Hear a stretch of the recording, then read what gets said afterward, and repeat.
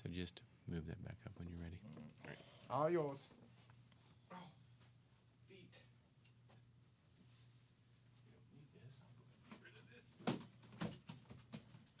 Now that you've found UBN Radio and discovered our quality talk shows, it's time to spread the word to friends, family, and the universe. 24 hours of music and talk. Radio without limits. That's why people keep coming back for more. That's UBNradio.com.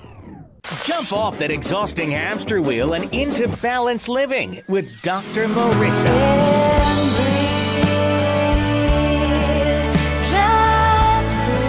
Her mission, to be a beneficial presence on the planet. Her purpose, to be your personal advocate to live, love, laugh, learn. Her life motto, don't die wondering. Take back your life with Dr. Marissa Fay on UBNradio.com. And welcome. You are tuned in to multiple episodes called Take My Advice. I'm not using it. Get Balanced with Dr. Marissa every Tuesday and Friday out of the Universal Broadcasting Network, Hollywood, California, Sunset Gower Studios, and syndicated on Thursdays and Saturdays on my KCAA CNBC News Radio channel. And this is a show about hope and happiness. So there's no gossip, no scandal, and no K-words, no Kardashian talk at all, and no CNN, no constantly negative news. Instead, I want you to find out how you can be happier, 88% happier in your own reality show. And so I have topics and guests. If you missed any of my past shows, we've had a Billboard artist, Keiko Matsui, renowned jazz artist. I've had Marianne from Gilligan's Island. I've had Marianne Williamson, Don Miguel Ruiz, Fran Drescher, Gloria Allred. You name it, I've had it. So if you've missed any of them, please go to many different places for a free podcast. YouTube, you can watch it. Also at UBN, KCAA, Stitcher, TuneIn. So there's no excuse not to tune in to Dr. Marissa, your kinder, gentler Dr. Laura, and the nice moniker lately, which is the Asian Oprah, which just means I have to give stuff away on the show. And today will be no exception. So just tune in to the end. And thank you so much, listeners. We are up since we've gotten cameras in the studios. We are now over 40,000 up in the last year and a half of views. So a little applause there by my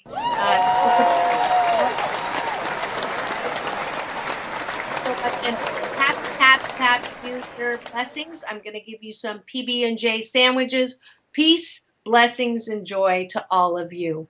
And I am starting with my regular peace shout outs now. We start this at the beginnings where I can recognize some people who did add to my happiness 88% of the time. I just recently came back from Vancouver visiting my mom. So let's see, we'll start with the nice folks at the Starbucks in the Killarney Marketplace in between Vancouver and Burnaby, the nice folks at London Drugs, the new Starlit Chinese restaurant, the duty-free gals at the Vancouver airport, Alaska Airlines Captain Larry Parker. It was so cute. He came on. It was a 4 a.m. Airport run, and he said maybe it's because the time was so early, but he had the luck of having the best flight attendants on his flight, and I just thought that was a wonderful way to start. So peace in and peace out to all of the Alaska Airlines folks that I got to cross paths with, and also David and Bobby at Enterprise, and Mark, the supervisor at Mercury Insurance. Yes, if you've noticed the background, I'm not in the studio today. We finally got all of the rain that we've been asking for throughout the drought. And between the fog and the rain and my accident 3 weeks ago, I thought, you know what? I'm just going to do this show from my home office and with my guest on the line. So that's why things look a little different. But Happy New Year. And today was supposed to be the award-winning journalist Greg O'Brien, who was diagnosed with early onset Alzheimer's. But unfortunately for us, he has a acute bronchitis, and so he had to cancel at the last minute. And luckily, my wonderful folks at Moss Media hooked me up with another wonderful author for today's show. And so Greg will return. We'll get another date for you. But what I thought would be a great topic, since this is the first week back after the holidays, how many of you say, I hate your job, don't really want to go back today. I hate my boss. Hate's a strong word. I dislike my boss, but I don't have a choice. I have to go back, and their work environment is not what they'd like it. So I was introduced to a wonderful author, Andrew Faas. I hope I'm saying that right. He's a management advisor and author of The Bullies Trap, Bullying in the Workplace. Based on his own bully experience, he's turned lemon into lemonade and now helps organizations to create psychologically healthy workplaces. A former senior executive with Canada's two largest retailers, he now heads up the Faas Foundation to promote wellness and well-being in all aspects of our society through basic medical research, healthcare, and education. Please welcome to my studio, Andrew Faas. Welcome, Andrew. Thank you. Thanks for joining me on such short notice, but Oh, not at all. It's great to be on. And it's people will say, well, you just asked him because he's Canadian and you were born in Canada. It has a tiny little bit to do with it. I was actually born in Waterloo, and you're from That's Toronto. very close by. Yes, we're in Toronto and Caledon. Okay. And however, right now I'm at our home in Palm Beach, so we spend our winters here. Wonderful. Well, I don't blame you at all. No. That's why I'm an American now. Lower taxes and the weather. Lower taxes and much better weather. Yes. Although Canada is very nice in season. Yes, you're absolutely right. So I have this habit of asking my guests. I have a friend who doesn't have an answering machine. She has a questioning machine. And when you call her, it says, who are you and what do you want? So, Andrew, who are you and what do you want? Well, as you indicated before, I was a senior executive for Canada's two largest retail organizations, and now I am a consultant specializing in organizational transformations, or more specifically, cultural transformations. And your second question was? What do you want? What do I want is to open a debate and discussion on a topic that's been under the radar for a long time, and raise it to the level of discussion and debate and action on bullying in schools. Great. So let's go. I like to take my guests back to the scene of the crime. So let's go back to the point that you knew something was wrong and what you did about it. So just take me back into history to sort of the impetus of the... Yeah, so I'll give it maybe a bit of a backdrop in terms of why I've taken on bullying in the workplace and the much broader issue of creating psychologically safe workplaces. Early in my career, when I was 27, I was called out for being a bully. Oh, interesting. And, yes, and most so there's karma here. There's karma. It was the most important lesson that I've ever received, and fortunately, I got it very early. Throughout my career, I've made it a point to create psychologically safe work environments. And very simply put, that's eliminating unnecessary stress in the work environment.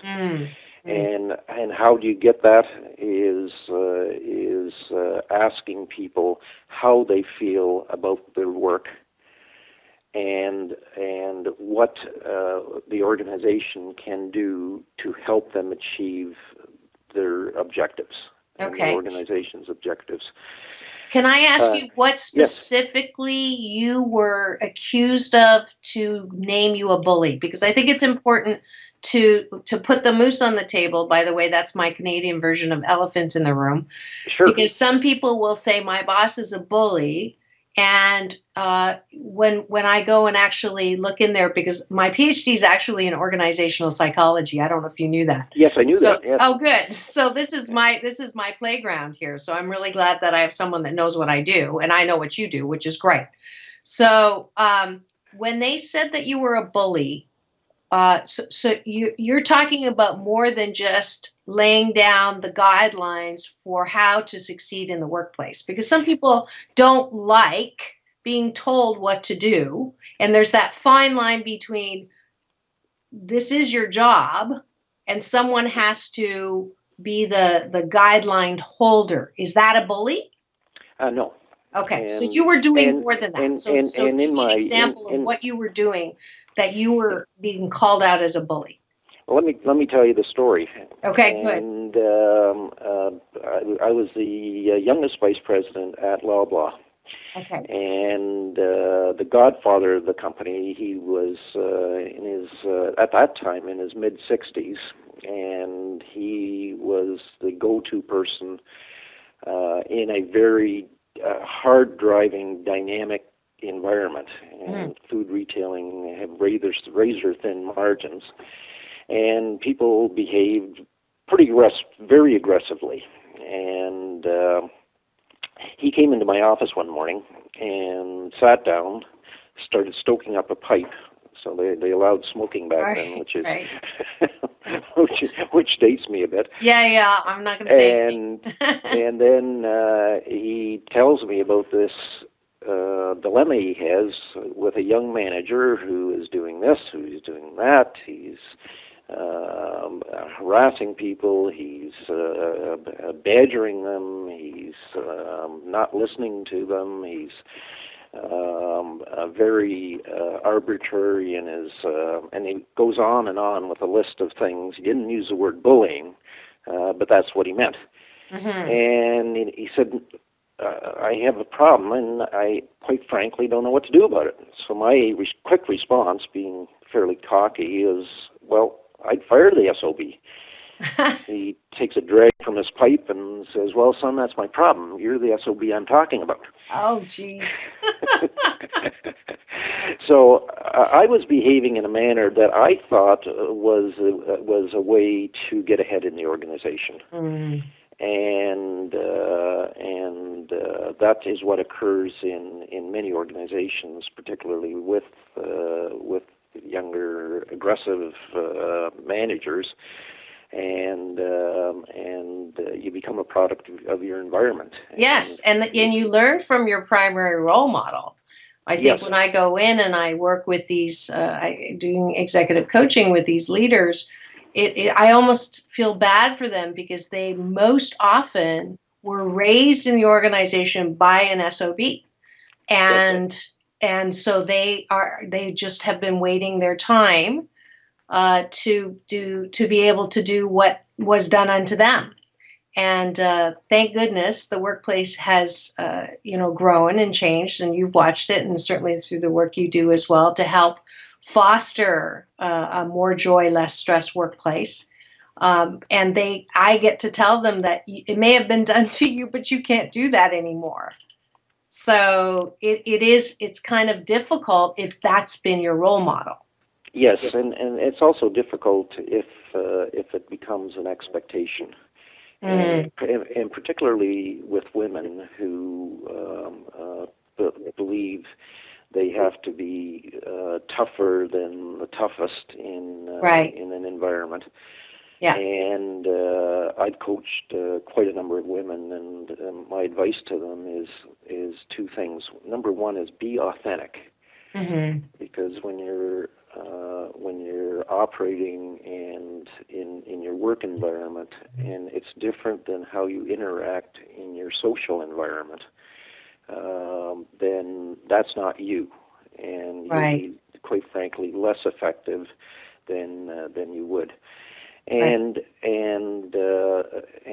rather than be the loudest voice in the room, be the voice of reason in the room. Yes. And you do not have to be. It's okay to be tough, and you have to be tough, right, and demanding, but you don't have to be mean about it. Right. Right. And There's never a reason to be brutally honest. Well, there may be, but it's in terms of it's how the word brutal is used. I'm an advocate of being very open, honest, and direct in feedback. But I make the distinction in terms of what is my intent. And if the intent is to correct the deficiency, if the intent is to make the person stronger, if the intent is to make is to help the person be able to endure certain aspects of what they're doing, then that is good intent. But if the intent is to destroy the person, right, demeaning, to get rid of the purpose, demeaning, or using language that belittles, then that gets into the bullying. That goes into bullying category. Yeah. And for those of you who've just tuned in and you're wondering why this does not sound like an Alzheimer talk or that he doesn't sound like Greg O'Brien, that's because he's not. You are tuned in to Take My Advice, I'm Not Using It, Get Balanced with Dr. Marissa. And we're blessed to have today, instead of Greg, who has acute bronchitis, Andrew Faas, who is the author of The Bullies Trap, Bullying in the Workplace. And we're having a just-in-time frank discussion about what is bullying and what is not bullying in the workplace, just in time for you to go back to work this year. So now you yourself were a victim of bullying. So let's move to the karma, as I said before. You were the bullier when you were very young, so you made a choice to not exhibit that behavior, and then something happened later on. Tell me what happened. Yes, I was targeted because I blew the whistle on a corrupt executive. Oh. And the board of directors, for a variety of reasons, elected not to deal with it. Huh. And I indicated to them that it was okay for them to use my name as the source of the concerns, which they did, and on the basis that I thought that they would deal with it in a proper manner, which they did not. Okay. And for 18 months, I was my phones were tapped, my emails were hacked into, I received a death threat, I was followed around by a private investigator trying to find dirt on me. My associates shunned me, and I was blacklisted in the business community in Canada. I'm sorry. And most horrible experience I've ever experienced. And I am a person who has dealt with numerous cases of bullying and or abuse and harassment. And I had difficulty dealing with it. Sure. I was able to deal with it to my satisfaction. But one thing that I could not get, and that was closure. Even well after the incident was over, and it just consumed me, pretty much every waking hour, and it was such negative energy. And one morning I woke up and said, "Listen, I got to get off of this." Right. And well, we're just to help my listeners, who I'm sure some of them are going, "This is exactly what I'm going through." What would you wake up with? What was consuming you? Things like, this is totally not fair. How could they do this to me? I'm never going to get another good job. Like, are those the kinds of things? It's the kind of things that most go through, yes. I didn't have to worry relative to the finding another job and my future. Did they end up settling with more? You? Yes. And but the biggest feeling was the total injustice of it. Right. And is he still there? Did he No. retire from there? Just curious. No, he was forced out, Okay. and So that must have felt pretty went good. on to do harm elsewhere. Oh, okay. But Was he forced out before you? Well, I mean, give me the no, order. So, it was at the time that the situation got resolved from my perspective, and it's something that I forced. okay. So in the 18 months of heck that you went through, he was at the center of that, not the board of directors, correct? No, but the board of directors did sanction it. Oh, that's too bad. And that's where it was very, very disappointing. Right. And it is something that unfortunately boards that are not structured properly, or the separation of church and state is not clear, which is something that occurs. Right. But right. but getting back but you to were how I felt and what I did about it is I resolved to shift the negative energy into positive energy. Right. And what better topic than to help others who go through what I went through, but did not or do not have the either the resources or the background to do it effectively. Right. Is what I embarked on.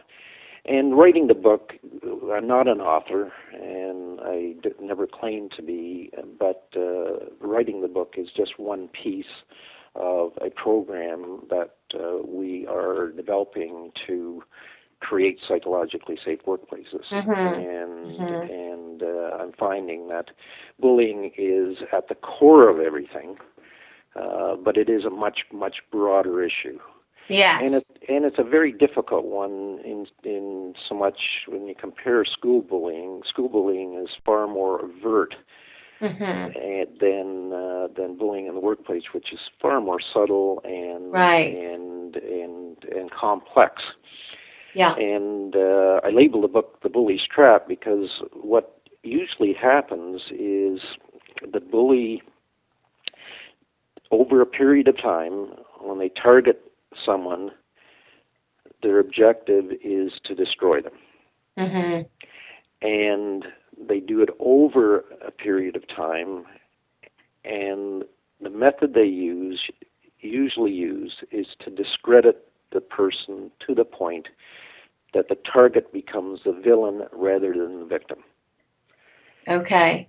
And so they're set up.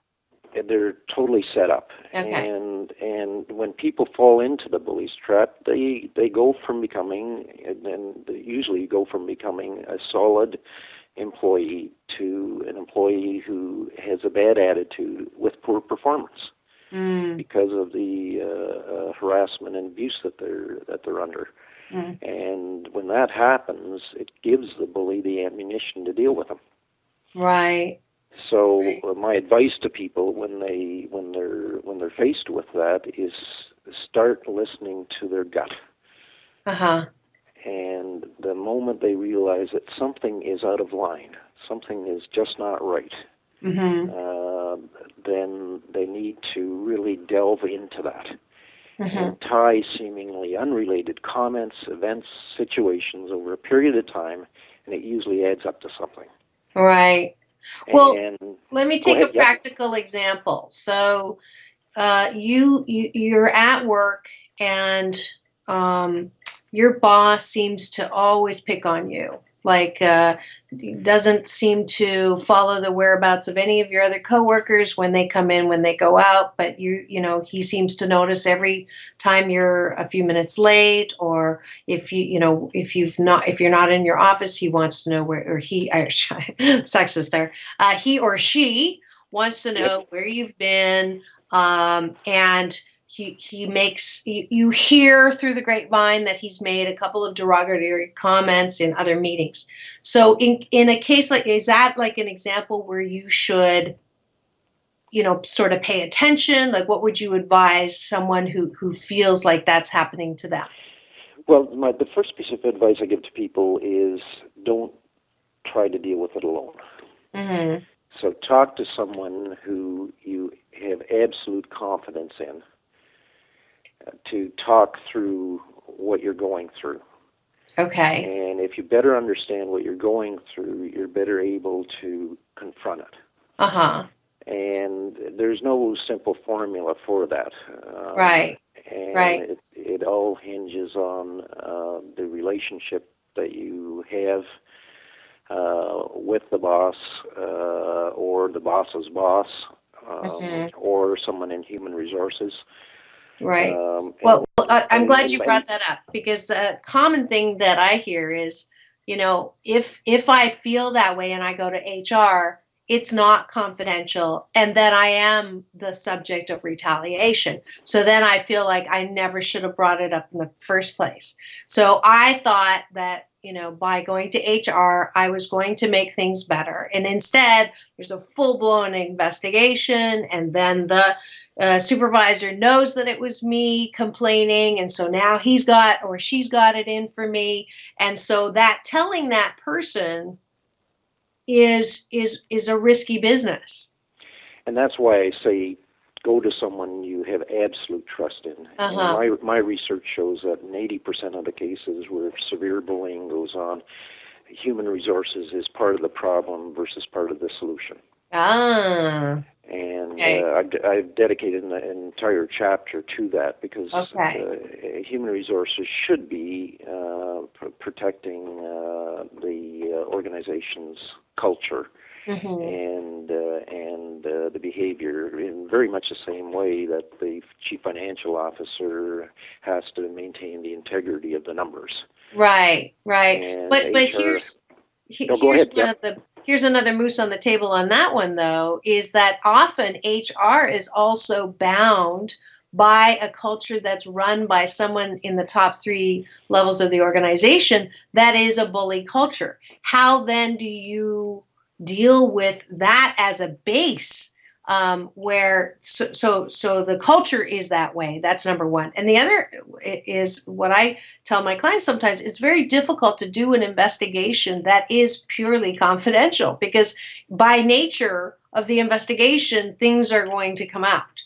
And so it's also cutting HR some slack sometimes. They're between a rock and a hard place in what they can and cannot do too. But this is super duper good moose on the table topic. And we're going to have to take a quick break as we recognize the sponsors of this show and their ability to help me put this on the air. If you're interested in being a sponsor of Take My Advice, I'm Not Using It, Get Balanced with Dr. Marissa, please message me, find me forbalance.org and say, I'd like to know how to get more exposure on this very popular show, and then you can help me out. But we'll be back in 2 and 2, peace in and peace out, with Andrew Faas and bullying in the workplace. If you think you don't have the money to start your own business, then I have fantastic news. Now you can own a business that has proven to be a phenomenal success all around the country with very little upfront investment. We're talking the Selfie Station. Selfie Station is a portable touchscreen photo booth that people and businesses book for weddings, corporate functions, trade shows, proms, promotional events, parties, and more. Selfie Station captures lifelong memories that can be emailed, texted, printed, personalized, and even uploaded to social media. You won't believe how much people will pay you to make your business the life of their party. It's the easiest income you'll ever earn and pays for itself in no time at all. You can start your own business right now. Let Selfie Station be the picture taker, icebreaker, and your moneymaker. Now, as a special introductory offer, you get $500 off the professional package. That's right, $500 off. SelfieStationPodcast.com. Type in the name of my show, Dr. Marissa, so I can get credit, please. Thank you. SelfieStationPodcast.com. That's SelfieStationPodcast.com. And get ready to make money today. No way! I'm so cool. I'm so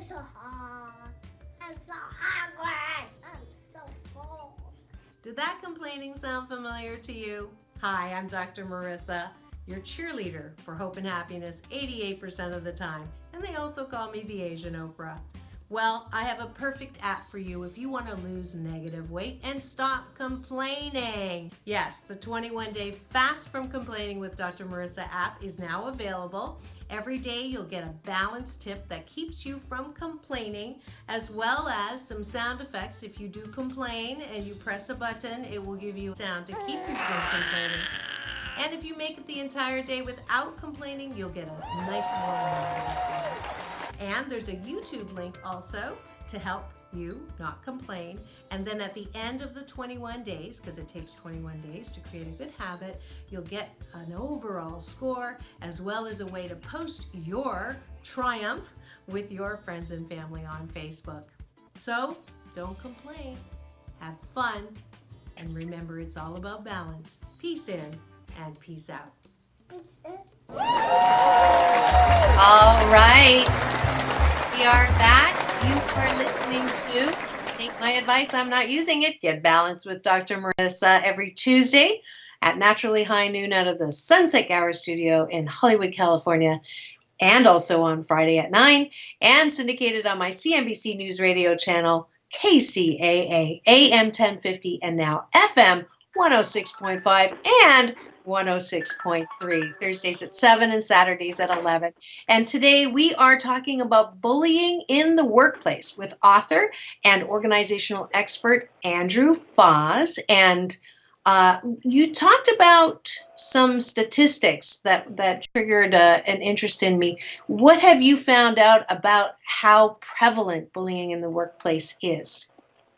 Well, it is a hard one to nail down, and there's a number of studies been done on people who have been bullied, and it's well over 50%. Well over 50. Wow, Well, that's a lot. Yeah. But then if you look at a statistic that I use fairly often in my talks is a Gallup polling engagement surveys. And it shows that over 70% of employees in North America are not engaged. Huh. And Is this recently? No, they've been doing this actually for over 10 years, and the stats on it haven't altered all that much over the 10 years. Okay, The latest one came out in late December for 2015. And it's still 70% unengaged. It's still 70%. Wow, and that's some serious unengagement. Well, it is, and it is a indicator on how happy people are, or how unhappy people are. Yeah, and there are stats that show that over 40% of the workforce is looking for a new job. And also there's some statistics that show that people who are happy are at least 13% more productive than those who are not. Okay. So it's not a guarantee, and it's not 100% more productive, but there is an increase of 13%. That's what some statistics show, and one of the things that my foundation and other organizations that we're working with are attempting to do is really understand the value of a positive work culture. Yes. And you're preaching to the choir here. and the SEC have been trying to influence a cultural change on Wall Street. And one of the people that are working on it indicated that academics have been trying to break the code on this for decades. And my response to that is well, it's not an academic or theoretical exercise. Right. It's a very real issue, and you've got to look at it that way. And we're going to be announcing in February a program with a leading educational institution on cracking the code. Great. And it is basically be to ask people how do you feel at work? Uh-huh. How do you want to feel at work? Right. Why do you feel the way you do? Mm-hmm. To what extent are you working to your full potential? Mm-hmm. And what are the barriers to your working to your full potential? Those are great questions. I tell my clients all the time and my listeners, you can say that it really doesn't matter what happens at work because you live for your weekends and life really is not about work. But the reality is you spend way more, you spend 2/3 of your life at work, not at home. If you live for your weekends, that means you've lost 5 out of 7 days. If you're unhappy most of the time in the relationships you have at work, then you're affecting now your health as well.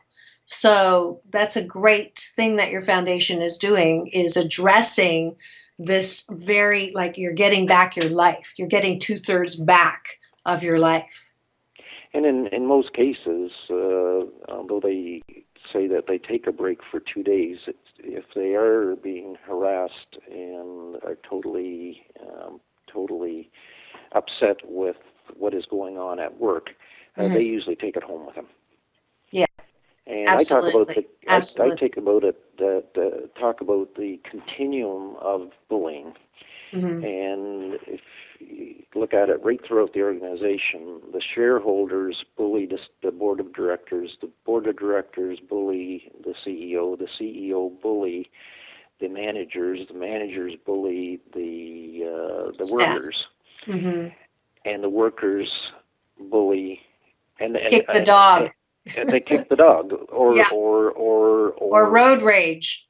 Road rage, but more damaging is they often become bullies themselves at home. At home, yeah, absolutely. And the damage, that long-term damage that leaves, and the scars it leaves children in particular who are living in that kind of environment. Right.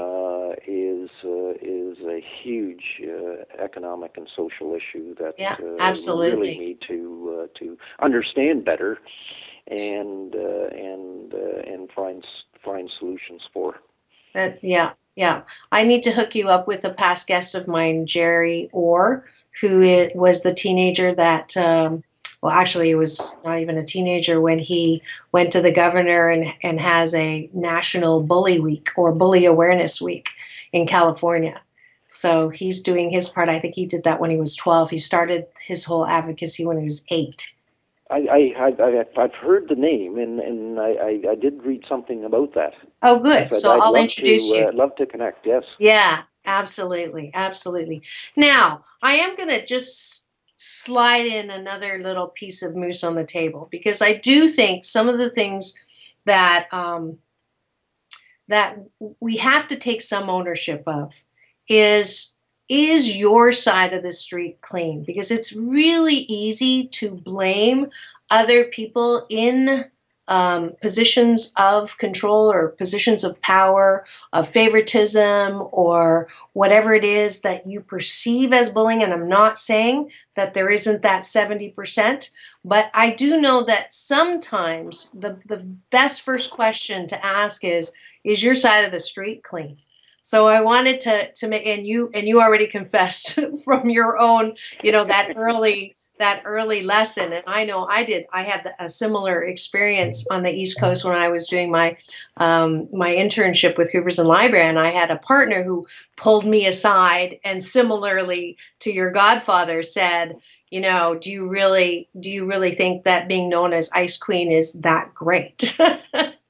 So I had my own, come to the carpet talk and the realization, and I'm sure that has helped in what I do and what I say. Now, But the first question I do ask people is to take a really hard look at their own side of the street. Are you performing to the best of your ability with the time that you have and the resources you have?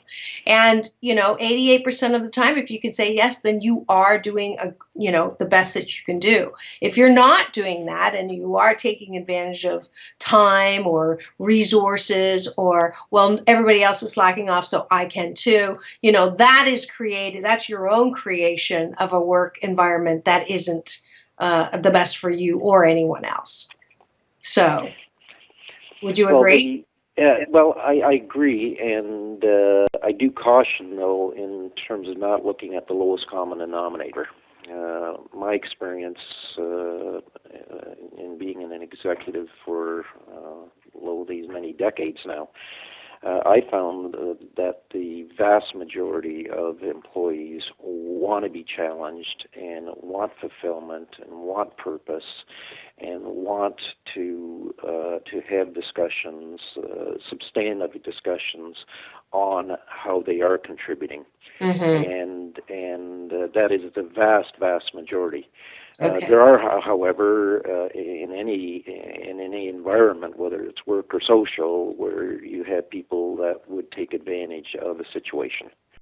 Yeah, and if it's 20%, that's my rule of thumb. If it's 20%, that's a normal organization.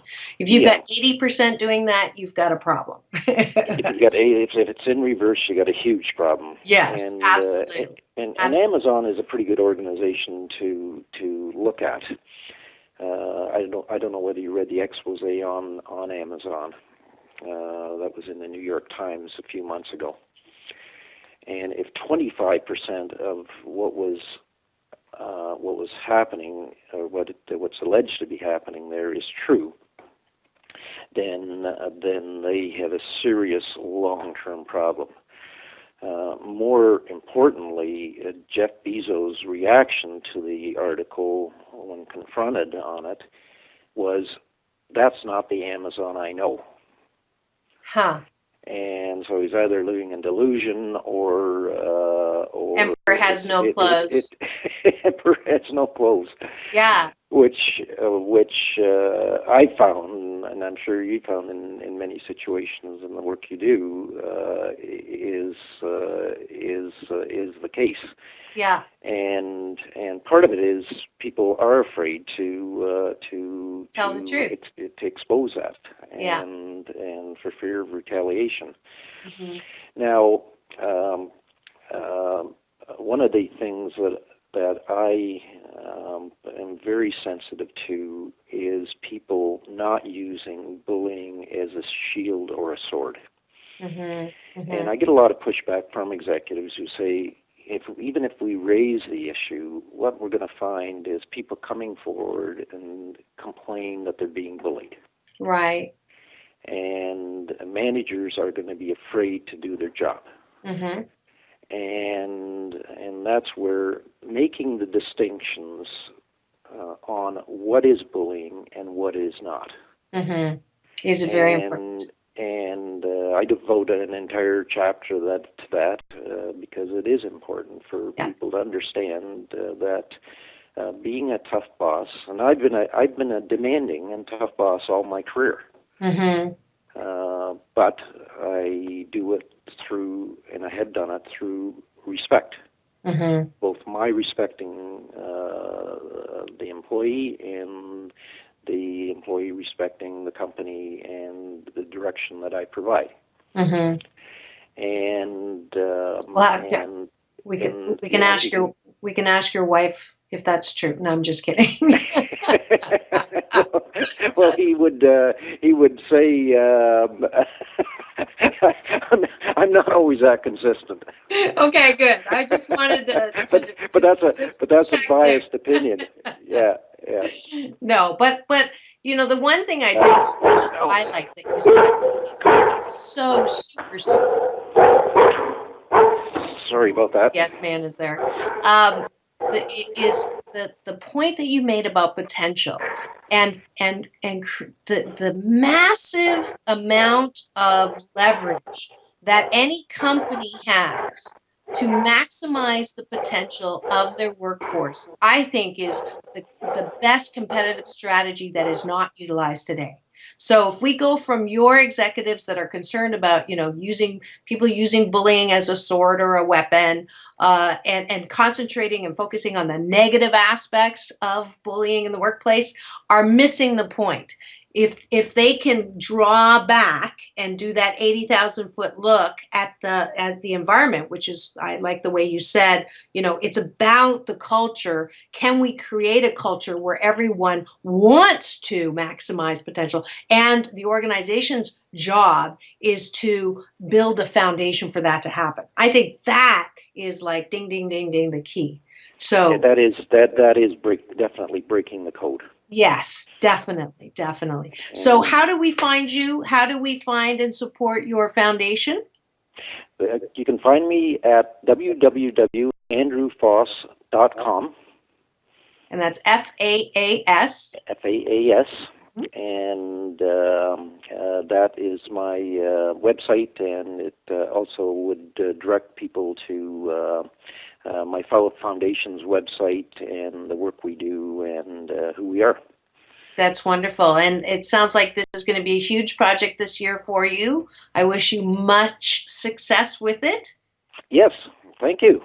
Yeah. We're again looking to break the code and more importantly to open the discussion and debate on a topic that has for too long been under the radar. Yeah, absolutely. Well, thank you so much, Andrew Faas, for stepping in and taking a very important topic on the air with me. Thank you so much. Well, thank you. Absolutely. Take care. And I'll be in touch with Jerry's number. Thank you. You're welcome. Thank you. Bye-bye. Bye-bye. All right, and it is time at the end of the show for the balance bar. I get to raise you up to any news that I think will increase your hope and happiness. And the first thing, obviously, is my Asian Oprah giveaway. And Andrew was kind enough to donate 2 books. So if you would like a copy of The Bullies Trap, bullying in the workplace, and the chapters that he's talked about, please do go to my website, the number 4balance.org, and in the subject line say bully, and then I'll contact you for your address to have them send it directly to you. And that's today's giveaway. The 21-day fast from complaining with Dr. Marissa. We are in round 55 for the new year. Today is day 5. On the balance tip today is, if you think the grass is greener on the other side, then water your own lawn, which is kind of like that last caveat I gave, before we start pointing fingers and complaining about how well other people are doing. Let's look at our own lawn and what can we do to water it so that we're not complaining with envy. And that's today's tip. And please, please, please, who says you can't get anything for $1 anymore? I decided to put some money where my mouth is and put together this app that was developed by my Diego Gonzalez. Too many names.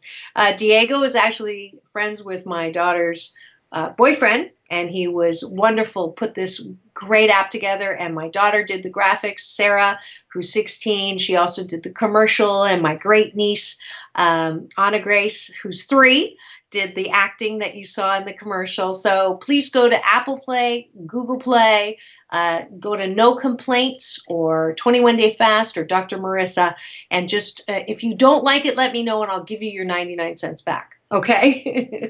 So that is my contribution to not complaining for 21 days in a row. And please do friend me at Facebook or LinkedIn if you haven't already. And I post daily on how to stay complaint-free, as well as how to be what's coming on the show, et cetera, et cetera. So that's it for the balance bar today.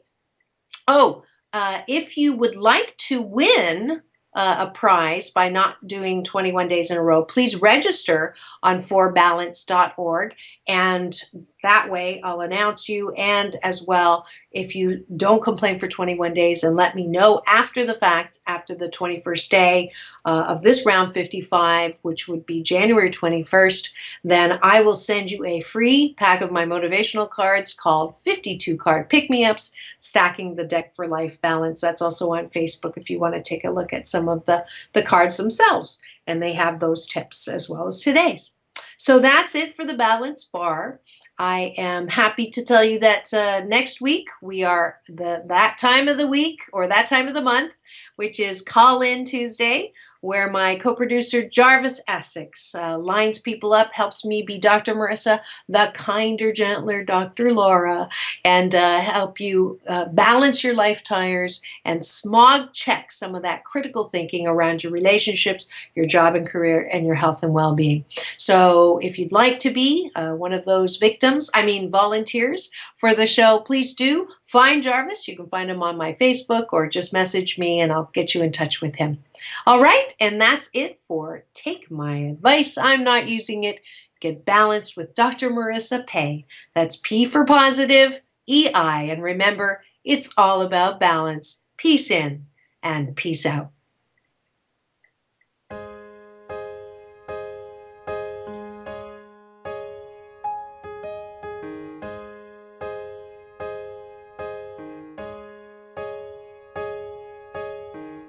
Don't take away the part of me that wants to stay. It's all I want to hear my life and sing along. For without it, there's no laughter, no tears, lonely days after, no memories for the way things used to be.